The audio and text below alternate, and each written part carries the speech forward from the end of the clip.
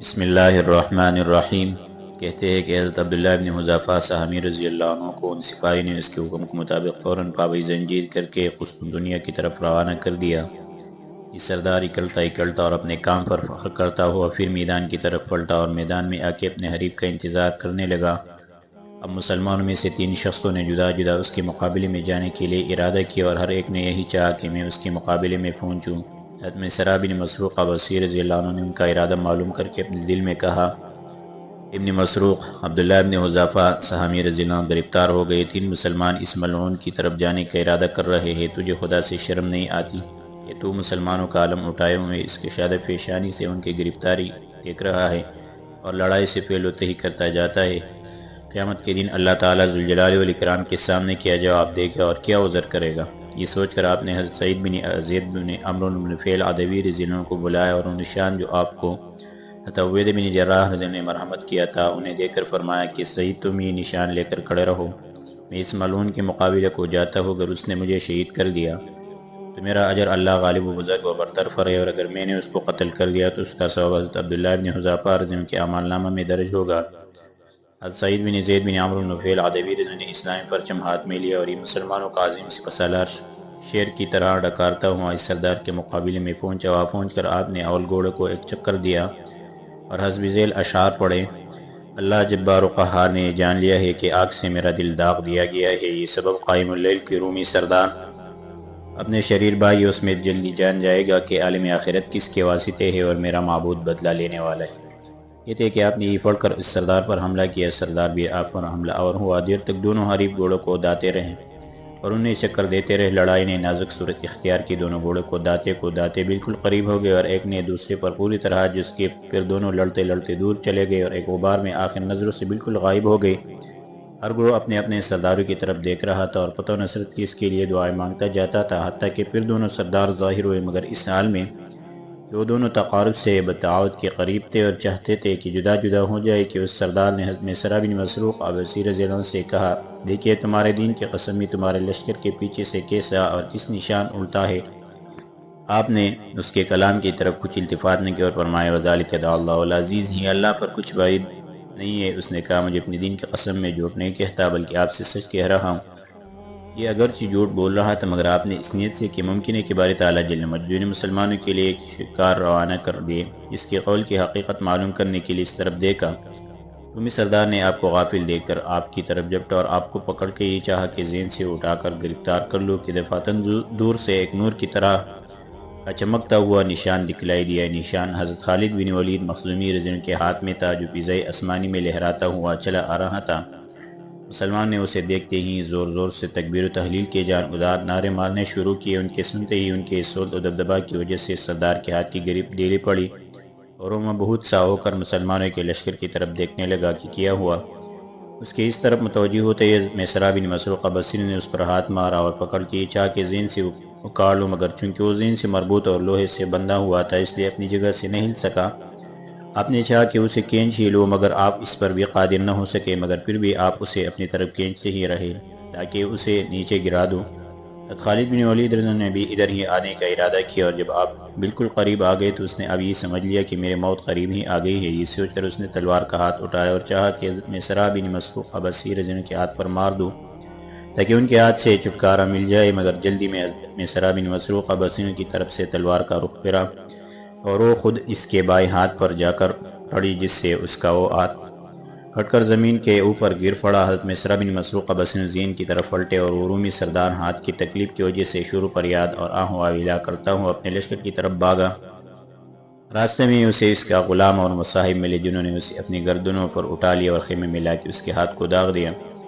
حضرت خالد بن ولید رضی اللہ عنہ حضرت مسعر بن مسروق ابصری سے ملاقات ہوئے، ایک نے دوسرے کو سلام کیا۔ حضرت مسعر بن مسروق ابصری نے رومیوں کے متعلق جو کچھ حالات گزرے تھے سب بیان کیے اور یہ بھی کہا کہ حضرت عبداللہ بن حذافہ گرفتار ہو گئے ہیں۔ حضرت خالد بن ولید رضی اللہ عنہ نے یہ سن کر سخت تعصب کیا اور فرمایا، انا للہ و انا الیہ راجعون۔ اس کے بعد کہا، افسوس عبداللہ بن حذافہ ایسا شخص گرفتار ہو جائے، خدا کی قسم خالد ان سے جدا نہیں ہوگا اور یہ چھڑائے گا انشاءاللہ تعالی۔ خالد بن ولید نے بقیہ دن ٹھہرے رہے۔ جب اگلا روز ہوا تو رومیوں کے لشکر میں سے بالوں کا بنا ہوا لباس پہنے ہوئے ایک بوڑھا شخص آتا ہوا دکھلائی دیا۔ جب آپ کے قریب پہنچا تو اس نے آپ کو تعظیمی سجدہ کرنا چاہا، مگر آپ نے اسے منع کیا اور فرمایا کہ کیا چاہتا ہے؟ اس نے کہا کہ ہمارا سردار آپ کی اطاعت میں آنا چاہتا ہے۔ اس نے جب اس لشکر کو جو آپ کی کمک کے لیے آئے ہیں دیکھا ہے، یہ سمجھ لیا ہے کہ ہمیں ان کے مقابلے کی طاقت نہیں ہے، اور وہ اسی لیے صلح کا خواہاں ہوا ہے کہ آپ حضرات صلح کرنا چاہتے ہیں۔ اگر آپ نے ہم سے صلح کر لی تو ہم آپ کی فیدوں کو چھوڑ دیں گے، نیز جس قدر آپ ہم سے زر و تعاون طلب کریں گے وہ بھی ہم آپ کو دے دیں گے، مگر شرط یہ ہے کہ آپ ہمارے شہروں سے واپس چلے جائیں۔ آپ نے فرمایا کہ ہم 3 باتوں سے کے سوا نہیں جا سکتے۔ رہا قیدی کا معاملہ، سو اگر تم نے خوشی سے نہ دیا تو زبردستی دو گے۔ اس نے کہا کہ تم ہی عرب کے سردار ہو؟ آپ نے فرمایا ہاں۔ اس نے کہا اگر آپ مناسب سمجھے تو آج لڑائی کو موقوف رکھ کے ہم آج آپس میں مشورہ کر لیں گے، اور ہمارا سردار اپنے ہاتھ کے درد کی وجہ سے کچھ آرام کر لے گا۔ ہمارے اندر جو کچھ مشورہ قرار پائے گا وہ سردار آپ کے پاس آ کر طے کر لے گا، اور جو کچھ آپ فرمائیں گے وہ اسے منظور کر لے گا۔ آپ نے فرمایا بہت بہتر، ہمیں منظور ہے۔ وہ بوڑھا شخص لوٹ کے اپنے لشکر میں گیا اور اپنے سردار سے کہا انہوں نے تیری درخواست کو منظور کر لیا۔ اب جنگ کے شعلے پرو ہو گئے اور لڑائی نے اپنے تمام ہتھیار رکھ دیے۔ خالد بن ولید رضی اللہ عنہ خیمہ زن ہو گئے۔ رات ہوئی تو رومی سردار نے اپنے لشکر کو حکم دیا کہ وہ خیموں کے دروازوں پر آگ روشن کریں اور آج معمول سے زیادہ روشنی کرے۔ لشکریوں نے اس کے کہنے کے مطابق ایسا ہی کیا۔ جب خوب آگ روشن ہو گئی تو انہوں نے خیموں کو اس طرح استادہ رکھا اور ضروری سامان لے کر اول شب میں ہی یہاں سے چل دیے۔ صبح ہوئی تو رومیوں کا کوئی نشان موجود نہیں تھا۔ خالد بن ولید نے دوسرے مسلمان گھوڑوں پر سوار ہوئے لڑائی کے لیے رومی کا انتظار کرنے لگے، مگر جب ان کی طرف سے ان کا کوئی آدمی نہیں نکلا تو انہوں نے سمجھ لیا کہ رومی جانسا دے کر بھاگ گئے ہیں۔ اس پر حضرت خالد بن ولید کو سخت افسوس ہوا۔ آپ نے غصے سے اپنی انگلیوں کو کاٹا اور ارادہ کیا کہ ان کا تعاقب کرو، مگر میسرہ بن ابی رضی اللہ عنہ نے آپ کو منع کیا اور کہا کہ یہ شہر نہایت دور دراز اور راستے سخت کٹن ہے، اس لیے بہتر یہ ہے کہ جناب مسلمانوں کے لشکر کی طرف رجوع فرمائیں۔ مسلمان نے رومیوں کے خیموں اور باقی ماندہ سامان کو اپنے قبضے میں کیا اور فتح اور ظفر کے ساتھ حضرت عبیدہ بن جراح کی طرف چل پڑے۔ حضرت عبداللہ بن حذافہ کی وجہ سے ہر مسلمان غمگین تھا۔ راستہ قطع کرنے کے بعد یہ فوج زبرموج حلب میں پہنچی۔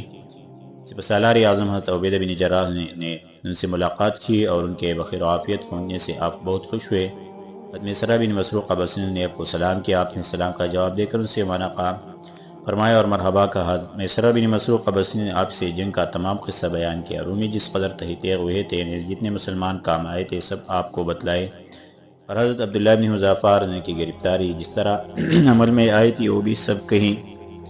آپ کو حضرت عبداللہ رضی اللہ کی گرفتاری سے سخت صدمہ ہوا اور آپ نے فرمایا اللہم اجعل لہ من امرہ فرجا و مخرجا، اور یا اللہ ان کے کام میں ان کے لیے کشائش اور ان کے نکلنے کے لیے کوئی سبیل کر دیجیے۔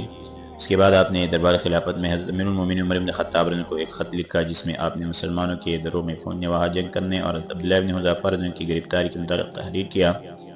جب وہ خط جناب امیر المومنین عمر فاروق کی خدمت میں پہنچا تو آپ اسے پڑھ کر مسلمانوں کے صحیح و سلامت آنے اور ان کی فتح کے بعد خوش ہوئے، مگر حضرت عبداللہ بن حذافہ کی گرفتاری پڑھ کر آپ کو بہت ملال ہوا اور آپ نے ان کا بے حد رنج کیا، کیونکہ آپ کو ان سے بہت ہی زیادہ محبت تھی۔ پھر آپ نے فرمایا رسول اللہ صلی اللہ علیہ وسلم کے عیش اور آپ کی بیعت کی قسم، میں ہرقل کو ایک خط لکھوں گا کہ وہ عبداللہ بن حذافہ کو چھوڑ دے، اگر اس نے انہیں چھوڑ لیا تو خیر، ورنہ میں خود اس پر فوج کشی کروں گا۔ اس کے بعد آپ نے اسے ذیل تحدید نامہ لکھنا شروع کیا۔ بسم اللہ الرحمن الرحیم۔ تمام تعریف واسطے اللہ کے ہے جو تمام جہانوں کے پروردگار ہے، جنہوں نے نہ کسی کو اپنا مصاحب بنایا اور نہ بیٹا، اور اللہ پاک تبارک و تعالیٰ کی رحمت کامل ہے ان کے نبی اور رسول محمد علیہ السلام پر۔ یہ خط خدا کے غلام امیر المومنین عمر بن خطاب کی طرف سے ہے۔ اما بعد، جس وقت میں میرا خط ملے اس وقت اپنے قیدی یعنی عبداللہ بن حذافہ کو میرے پاس بھیج دو۔ اگر تم نے میری تحریر پر عمل کیا تو مجھے تمہاری ہدایت کی امید ہے، اور اگر انکار کیا تو میں ایسے آدمی کی فوج تیری طرف مرتب کر کے روانہ کروں گا کہ جنہیں ذکر اللہ سے نہ تجارت رکتی ہے اور نہ خرید و فروخت۔ والسلام علی من اتبع الہدی۔ آپ نے اسے لکھ کر ملفوف کیا اور حضرت عبیدہ بن جراح کے پاس بھیج دیا کہ اسے ہرقل کے پاس روانہ کر دیا جائے۔ اپنے ایک معاہدی شخص کو بلا کر اسے اجرت دینے کا وعدہ کیا اور فرمایا کہ اسے لے کر ہرقل کے پاس چلے جاؤ۔ معاہدی قسطنطنیہ گیا اور وہاں جا کر درباریوں سے کہا کہ میرے پاس مسلمانوں کا ایک خط ہے۔ حاجب اور درباریوں نے ہرقل کو خبر دی کہ عربوں کا علچی آیا ہے۔ اس نے اسے بلا کر دریافت کیا کہ کس کا خط ہے۔ اس نے کہا شہنشاہ عرب حضرت امیر المومنین کا۔ بادشاہ نے اسے لے کر اسے پڑھا اور خادموں سے کہا کہ علچی کو حفاظت سے رکھو۔ کہتے ہیں کہ اس نے حضرت عبداللہ بن حذافہ کو اپنے پاس بلایا۔ حضرت عبداللہ بن حذافہ کا بیان ہے کہ میں ہرقل کے پاس گیا، سرداران روم اور افسران فوج اس کے گرد حلقہ کیے بیٹھے تھے۔ اس کے سر پر تاج رکھا ہوا تھا۔ میں اس کے سامنے جا کر کھڑا ہو گیا تو مجھے دیکھ کر کہنے تم کون ہو؟ میں نے کہا قبیلہ قریش کا ایک مسلمان ہوں۔ اس نے کہا کہ اپنے نبی کے گھرانے اور خاندان سے ہو؟ میں نے کہا نہیں۔ اس نے کہا کہ ہو سکتا ہے کہ تم ہمارے دین میں داخل ہو جاؤ تاکہ میں اپنے سرداروں میں سے ایک سردار کی لڑکی سے تمہارا نکاح کر دوں اور اپنے خاص مصاحبین میں داخل کر لوں۔ میں نے کہا ذات پاک کی قسم جس کے سوا کوئی معبود نہیں، اپنے دین اور اس طریقہ کار کو جسے حضور اکرم صلی اللہ علیہ وسلم لائے ہے کبھی قیامت تک نہیں چھوڑ سکتا۔ اس نے کہا تم ہمارے دین کو قبول کر لو، میں تمہیں اتنا مال اور اس قدر باندیا دوں گا۔ اس کے بعد اس نے جواہرات سے بھرا ہوا ایک تش منگوایا اور کہنے لگا کہ تم ہمارے دین میں داخل ہو جاؤ تو میں تمہیں یہ سب جواہرات دے دوں۔ میں نے کہا خدا کی قسم اگر تو مجھے اپنی اور اپنی تمام قوم کی بادشاہت بھی بخش دے تب بھی میں کبھی اسلام سے نہ پھروں۔ اس نے کہا اگر تم ہمارے دین میں داخل نہ ہوئے تو میں بری طرح تمہیں قتل کروں گا۔ میں نے کہا اگر تو میرا بند بھی علیحدہ کر دے گا اور آگ میں بھی جلا دے گا تب بھی میں مذہب کو ترک نہیں کروں گا، اور جو کچھ کرنا ہے اب کر گزر۔ یہ سن کر وہ گولا ہو گیا اور کہنے لگا اچھا اگر چھوڑنا چاہوں تو اس صلیب کو سجدہ کر لو، میں چھوڑ دوں گا۔ میں نے کہا میں ایسا نہیں کر سکتا۔ اس نے کہا نہیں تو پھر سور کا گوشت کھا لو تب چھوڑ دوں گا۔ میں نے کہا حاشا للہ، میں کبھی نہیں کھا سکتا۔ اس نے کہا یہ بھی نہیں تو شراب کا ایک گھونٹ بھر لو۔ میں نے کہا خدا کی قسم میں کبھی نہیں کر سکتا۔ اس نے کہا مجھے اپنے دین کی قسم تمہیں زبردستی کرنا پڑے گا اور پینا بھی۔ اس کے بعد میں نے متعلق اپنے غلاموں کو حکم دیا کہ اسے ایک کوٹری میں بند کر کے اس کے پاس سور کا گوشت اور شراب رکھ دو، جب بھوک پیاس لگے گی خود اسے کھائے پیے گا۔ غلاموں نے ایک مکان میں وہ گوشت اور شراب رکھ کر مجھے بند کر دیا اور چلے گئے۔ اس کے بعد کیا ہوا انشاءاللہ آگے درس میں ذکر کریں۔